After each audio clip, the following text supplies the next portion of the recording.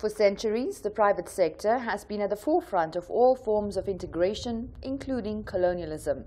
It's regarded as the engine of economic development and growth and was responsible for much of the world's industrialization.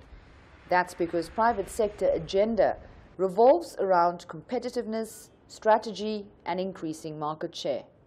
The African Development Bank highlighted that through private sector growth alone, new industries have opened up and physical boundaries have not deterred African companies from increasing their footprint on the continent. The private sector is already taking a lead. It needs our support. It needs government support. If you look at on one pillar, for instance, on intra-Africa investment, companies are already going across borders. You have banks from Nigeria investing in other parts of the region and within the region.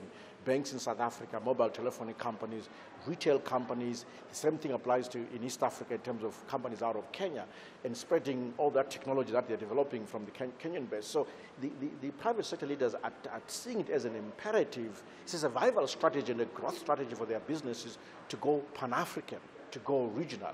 And I think what they need is obviously political support, leadership support. I think really the issue going forward could be how Africa can position itself to receive some of the jobs that may be thrown out of a place like China and become a factory to the world.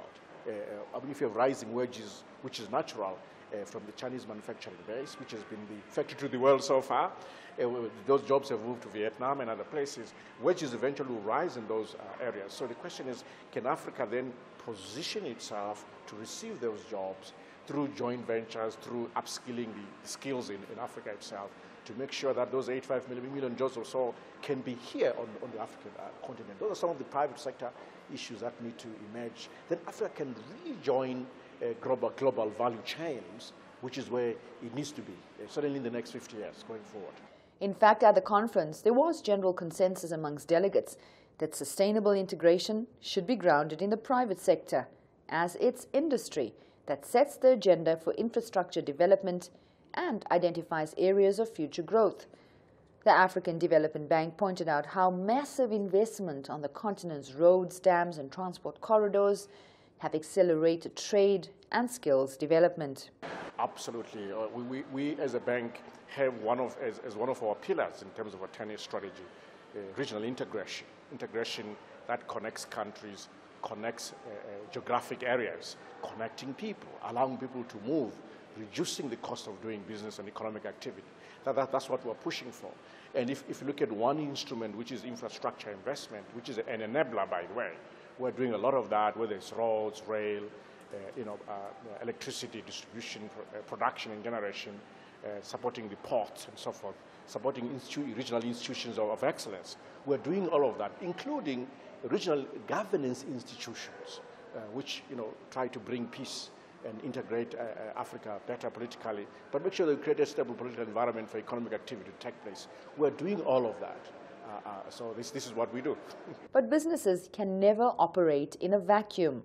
Bold political leadership is still required to deepen integration, and not all African leaders have bought into the idea of how regional economic integration can address their national challenges. Discuss integration in Africa. We have not paid attention to these costs and benefits. We've simply said it's good for Africa. It's true, it's good for Africa. But we have not really said, is it good for Malawi? In what way? What would Malawi benefit and what would they lose?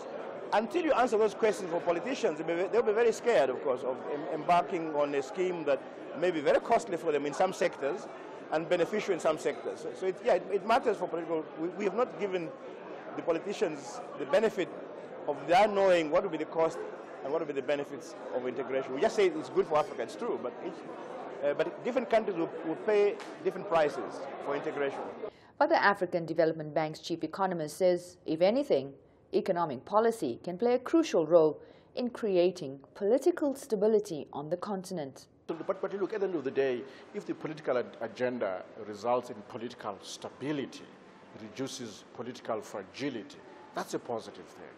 Then economic activity can take place. We can exploit all the job opportunities that are available and expand. So I have no problem with the political angle, the regional integration. In fact, we need it. Because at the end of the day, it is political, credible and strong political institutions that resolves regional conflicts and institute regional stability, and we need that. The sense of urgency to deepen integration and speed up infrastructure development has not been greater than it is now. It's estimated that by 2015, 200 million Africans will enter the consumer market with a massive appetite for new goods and services.